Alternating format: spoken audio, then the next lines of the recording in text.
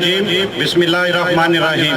سب سے پہلے تمام دوستوں بھائیوں کو دل کی تہ گہرائیوں سے اسپیشلی EU پاک فرینڈشپ کے صدر جناب کامران صاحب اور ان کی پوری ٹیم کو، اور اسپیشلی میڈیا کے جو بھی بھائی ادھر موجود ہیں، یہ وہی میڈیا والے ہیں ان کی تمام برانڈ پاکستان میں آج کل آپ دن میں 4 مرتبہ نیوز سن رہے ہیں، وہی یہ ان کے ہی نمائندے ہیں جنہوں نے آپ کا سینہ فخر سے چوڑا کیا، جنہوں نے پوری پاکستانی کمیونٹی کو پاکستان میں یونٹ کیا، بجائے اس کے کہ آپ کے پاس دوسری نیوز بھی ہیں انڈیا کی۔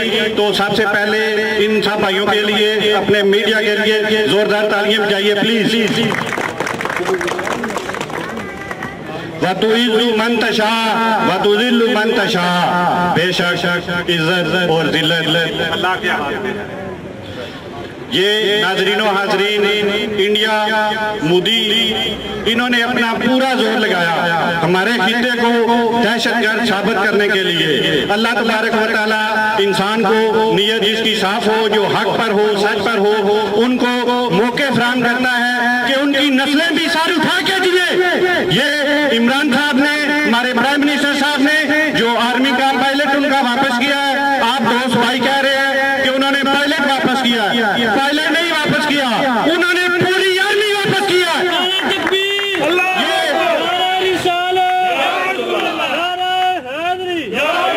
یہ جو ہمارا وزیر اعظم مرد مجاہد ہے، اس نے کیا کیا ہے؟ اس نے حضرت علی شیر خدا کا جو فرمان ہے، حضرت علی شیر خدا کا جو فرمان ہے کہ اگر تم حق پر ہوتے ہوئے بھی دشمن کو معاف کر دو تو قیامت کے دن اگر آپ کی عزت میں کوئی کمی آئی تو کوئی سہ لینا۔ یہ وہ بندے ہیں، یہ جو لوگ ہیں جو اسلام کے نام پہ چلتے ہیں۔